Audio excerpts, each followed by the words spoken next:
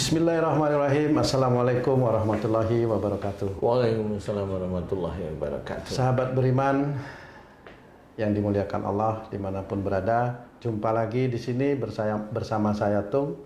Kali ini kita akan membahas beberapa pertanyaan-pertanyaan yang diberikan oleh netizen. Sebelumnya saya mengucapkan banyak terima kasih kepada para netizen yang sudah mendoakan Bapak Ustadz Danu di sini bersama kami tim.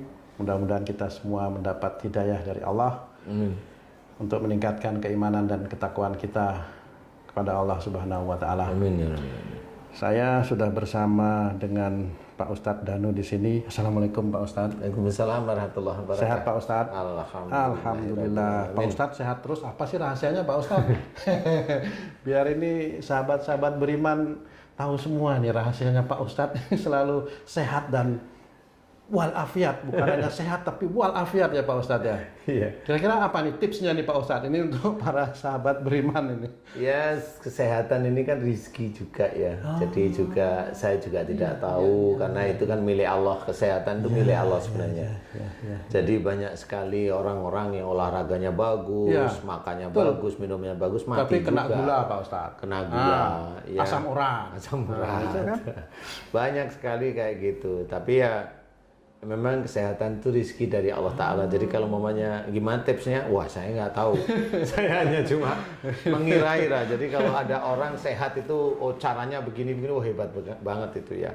Karena kalau saya melihat kesehatan itu dari sisi akhlak itu berarti ada beberapa hal. Kalau memang kita itu mau sehat beneran dari sisi Allah, ya ayolah kita berakhlak mulia. Hanya gitu-gitu aja sih. Jadi kalau orang yang belum sakit, belum tentu dia akhlaknya baik, belum.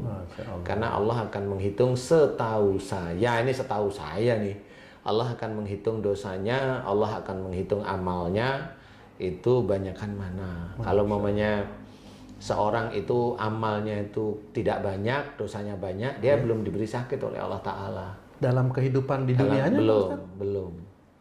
Kecuali kalau orang tuanya mendoakan agar anak saya diberi, agar menjadi anak yang soleh atau soleh. Nah itu bisa menyusup nanti. Biasanya nanti kalau anaknya itu nakal atau melakukan sesuatu hal yang ini, bisa aja dia di depan umum itu seperti dipermalukan. Masya Allah. Nah itu biasanya doa. Padahal itu dari doa orang tua yang mendoakan anaknya untuk menjadi anak yang soleh. Atau solehah, iya. Sahabat beriman. Ini nanti kita tunggu penjelasan ini ya. Oke, sekarang kita akan menjelaskan yang lain ini Pak Ustadz. Ini ada pertanyaan dari netizen. Ini saya pikir cukup menggelitik dan agak ruwet buat saya nih Pak Ustadz. Saya jadi harus bertanya nih. Dari Mas Rudi Wibowo. Assalamualaikum Pak Ustadz dan Waalaikumsalam warahmatullahi wabarakatuh. Semoga selalu berada dalam lindungan Allah Subhanahu wa taala. Amin ya rabbal alamin. Saya berada di lingkungan kerja yang orang-orangnya setiap hari membanggakan harta, Masya Allah. Membanggakan sedekah dia, Masya Allah. Fisik, perawatan, benda-benda bermereknya. Saya berpikir mungkin ini ujian yang harus saya dengar. Ini kata yang bertanya, Pak Ustadz. Tapi sulit bagi saya menjaga hati supaya saya ikhlas mendengarkan yang seperti itu. Hampir setiap hari, hampir setiap hati karena bertentangan dengan hati saya. Oh, hampir setiap hari beliau ini mendengarkan yang seperti itu, Pak Ustadz, sehingga bertentangan dengan hati nuraninya. Tapi saya butuh gaji di sini, Pak Ustadz. Nah, itu permasalahannya. Sehingga dia harus bertahan di tempat bekerjanya. Pertanyaannya, mohon tausiahnya untuk pencerahan hati saya, Pak Ustadz, mohon bantuannya. Terima kasih sebelumnya. Wassalamualaikum warahmatullahi wabarakatuh. Begitu Pak Ustadz. Ini dari sahabat beriman kita ada yang bertanya. Monggo Pak Ustadz, penjelasannya Pak Ustadz.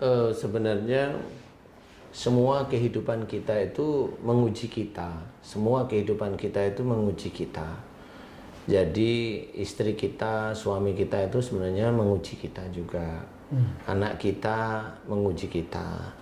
Anak yang pintar atau pandai pun itu menguji kita.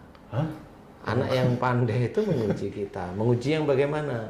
Nah, orang tua itu biasanya nggak paham bahwa anak yang pandai itu sebenarnya anak kita. Yang memberikan kepandaian itu kan Allah sebenarnya. Tetapi biasanya orang tua itu nanti akan membanggakan dirinya bahwa anaknya itu dulu, anak saya waktu hamilnya saya bacain ini, saya bacain ini, saya bacain ini. Nah, itu lupa bahwa anaknya pandai itu menurut dia itu karena dibacakan ini. Padahal tidak seperti itu, Pak Ustaz. Tidak, itu haknya Allah. Kepandaian itu haknya Allah. Masya Allah. Jadi kalau ada seseorang yang seperti itu, berarti dia menuhankan bacaannya. Astagfirullah. Berarti dia lupa sama Allah Ta'ala. Nah, apapun bentuknya itu akan tercatat pada malaikat yang senantiasa mencatat entah itu baik atau buruk kita, yaitu kiraman katibin. Itu memang harus kita sadari. Kemudian istri atau suami kita itu menguji kita. Bagaimana suami kita itu jengkelin kita atau istri kita itu jengkelin kita, itu penguji. Atau dibalik, suami kita itu dielu-elukan sama orang, nah itu ujian yang nggak pernah sadar itu biasanya. Nah itulah orang biasanya jatuh. Dia membanggakan suaminya karena suaminya dielu-elukan orang. Dia membanggakan suaminya karena suaminya itu banyak yang membutuhkan. Nah ini kan beda nih ujinya nih. Sebenarnya itu juga ujian. Nah itu kalau dia membanggakan, itu sudah dianggap fasik. Fasik itu sudah dianggap oleh Allah Ta'ala itu kafir memang. Karena memang menutup. Kafir itu menutup ya. Kafir, kafaroh itu menutup. Jadi dia lupa bahwa suaminya itu berhasil dibutuhkan banyak orang, menjadi terkenal, menjadi pejabat, menjadi apapun. Sebenarnya itu kan atas izin Allah. Jadi bukan karena suaminya itu sekolah di luar negeri, sekolah di ini, kemudian dia itu hafalannya bagus, kan bukan itu. Karena banyak yang hafalan bagus juga nggak gitu-gitu amat, biasa aja. Nah, itulah sebenarnya ujian itu dia hadapi, dia tidak mampu. Sama seperti tadi di pekerjaannya Mas Rudi tadi. Jadi itu memang menguji Mas Rudi ya. Pekerjaan itu, lingkungan pekerjaan itu menguji. Jadi ya, jangan lupa, la yukallifullahu nafsan illa wus'aha. Itu harus diingat bahwa Allah itu tidak akan membebani seseorang dengan ujian ya, kecuali sesuai dengan keadaan, kemampuan seperti itu. Jadi semua ujian yang kita hadapi, insya Allah itu sudah sesuai dengan takaran kita. Jadi apa yang diujikan oleh Allah Ta'ala dengan Mas Rudi di pekerjaannya itu untuk menguji hatinya Mas Rudi. Jadi pada waktu ada teman-temannya itu pamer tentang hartanya, pamer tentang apa namanya, sedekahnya, mamanya. Ya, betul. Apa yang mau dipamerin kan gitu ya. Sedekah itu niatnya kan Allah Ta'ala. Kalau dia itu pamer sedekahnya, itu namanya riya. Dia ingin dipuji. Jadi nggak perlu seperti itu, karena yang namanya sedekah itu karena Allah Ta'ala yang tahu dan dia. Dan kalau dia pamer, terhapus itu amal solehnya. Nah, terhapus itu. Itu untuk orang yang pamer kan itu Pak Ustadz ya. Nah ini untuk yang mendengarkan itu juga kok jadi sakit hati. Nah itu bagaimana? Nah istilahnya itu, Pak kalau di sini sakit hati itu sebenarnya karena bingung, karena keadaannya seperti itu aja, bukan sakit hati ya. Jadi dia bingung. Sebenarnya lingkungan itu kayaknya Mas Rudi ini kayaknya nggak srek lah, nggak srek aja. Cuma ya karena beliau juga butuh gaji, jadi beliau tetap harus bekerja. Nggak apa-apa sih sebenarnya Mas Rudi di situ tetap nggak apa-apa. Tiap kali ada temennya itu ngomong tentang pamer kekayaan Mas Rudi atau siapapun, senantiasalah bertasbih. Subhanallah, subhanallah. Karena apa? Pada saat imam ada kesalahan, makmumnya mengucap subhanallah. Jadi itulah kesalahan manusia yang kalau kita itu tahu mengucap subhanallah tapi lirih, nggak usah orang itu mendengar, bahwa kita tahu bahwa memang yang maha agung itu kan sebenarnya hanya Allah. Siapapun mereka ya Pak Ustadz. Siapapun mereka, karena dia melakukan suatu kekeliruan. Orang pamer harta itu kekeliruan, itu sebenarnya nggak harus dipamerkan. Punya boleh, tapi kalau pamer jangan, itu kan riya. Ya, ya, ya. Ujub istilahnya. Jangan, nanti akan menjadi kesombongan. Akhirnya ngejek orang lain seperti itu. Ya, ya, ya. Nah, untuk teman-teman beriman yang lain, guys, jadi belajarlah untuk tidak. Karena pada waktu kita ada seseorang yang sebenarnya ranahnya Allah, tetapi dia pegang ranahnya Allah itu. Yang memberikan harta itu kan Allah. Jadi kesannya itu dia sendiri. Contoh, umpamanya kan gini, ini saya memberikan contoh. Ya. Seseorang itu punya rezeki. Ya, ini saya urut, orang itu mendapatkan rezeki dari Allah, ya. Mendapatkan rezeki dari Allah dari bekerjanya dia. Betul ya? Padahal Allah itulah yang sebenarnya yang memberikan pekerjaan dia. Sebentar nih, gimana itu Pak Ustaz? Sebenarnya Allah itulah yang memberikan pekerjaan kepada dia. Terus dia mengerjakan pekerjaan Terus dia itu. mengerjakan pekerjaan itu, terus dapat imbalan dari bosnya itu, dari pekerjaan yang dia kerjakan itu, gaji namanya. Nah, gaji ini sebenarnya kan juga dari Allah Ta'ala. Oke, dia ngelamar. Oke, saya terima karena ngelamar. Betul. Oke, ya? Ada ikhtiar. Ada ikhtiar. Oke. Tetapi saya mau tanya, kalau dia ngelamar hanya nulis saja disuruh orang, kemudian dia kerja, dia bisu, dia nggak bisa mikir, dia buta, matanya nggak bisa ngelihat, dia budak telinganya. Emang bisa ngerjain apa? Masya Allah. Emang mata itu punyanya dia atau punyanya Allah? Ngarit aja nggak bisa itu. Ngaret aja nggak bisa. Nyela orang juga nggak bisa, mau nggak bisa lihat, mau nyela apaan kan gitu. Nah, itulah makanya semuanya ini milik Allah lah, ngapain harus dibanggain? Ya harus memuji Allah terus. Muji Allah, bersyukur, muji Allah, bersyukur. Lah ini kan sudah dijelaskan, la in syakartum la azidannakum. Lah nanti orang-orang, saudara kita yang muslim, ya muslim lah, saya nggak yang lain-lain, yang muslim. Pernahkah ngerti? Wala in kafartum itu yang mana? Nah, itu. Inna adzabillah sadid. Padahal buntutnya juga ngeri. Inna adzabillah sadid. Nah, seseorang yang merasa harta itu miliknya karena jerih payahnya, itu sudah dianggap oleh Allah Ta'ala kufur. Masya Allah. Siapapun orangnya, dia pun orang muslim pun sama, dia dianggap kufur oleh Allah Ta'ala. Makanya kalau dia pamer harta itu dianggap kufur oleh Allah Ta'ala. Siapapun orangnya. Mau dia orang biasa atau dia seorang pendakwah, kalau dia itu memang pamer, kufur. Karena nggak ada yang akan dipamerkan kita. Kenapa?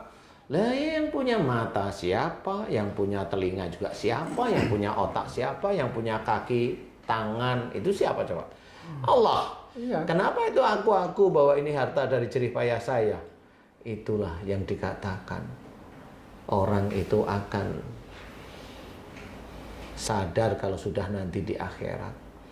Naudzubillah. Makanya kita harus pahami bahwa ujian untuk kita insya Allah akan bisa selesai kalau kita tenang, senyum, sabar, bertasbih pada Allah Ta'ala, memuji Allah.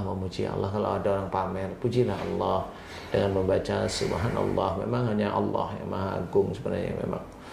Jadi seperti itu. Jadi harus kita pahami bahwa kalau seperti Mas Rudi, Mas itu Rudi tadi ya harus nggak usah terlalu baper, nggak usah Mas, nggak apa-apa. Itu ujian aja yang harus dihadapi dengan santai aja. Ya hadapi dengan lapang dada, senyum aja. Betul. Karena siapa tahu dengan memuji Allah, terus memuji Allah, malah Allah mempersiapkan rizki untuk Mas Rudi di kemudian harinya. Jadi nggak usah menyalahkan teman-temannya, nggak usah, karena teman-temannya pada begitu ya nggak usah lah jengkel. Ya Mas Rudi, mudah-mudahan ini bisa menjadikan ilmu bagi kita semua bahwa itu hanya ujian yang harus kita hadapi. Mudah-mudahan ini bisa menjadi penyemangat kita itu bahwa kita itu mengerjakan sesuatu harus lillahi ta'ala. Mata ini milik Allah, otak ini milik Allah, telinga milik Allah, mulut milik Allah. Kita bisa bekerja, bisa rapat, bisa menyusun rencana, bisa mengerjakan, bisa kerja, itu milik Allah Ta'ala.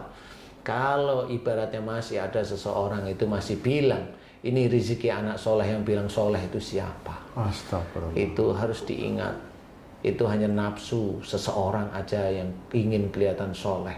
Padahal dia belum tentu mensyukuri nikmat Allah dari sisi tubuhnya aja belum tentu faham. Apalagi mengaku-ngaku soleh, apanya yang soleh. Jangan kita ikut-ikutan kata-kata yang bisa menjerumuskan kita masuk dalam neraka. Mudah-mudahan kita senantiasa dijaga oleh Allah Ta'ala. Amin. Amin ya Rabbal Alamin. Nah seperti itu, mudah-mudahan kita harus hati-hati. Ujian itu tetap menjadi ujian.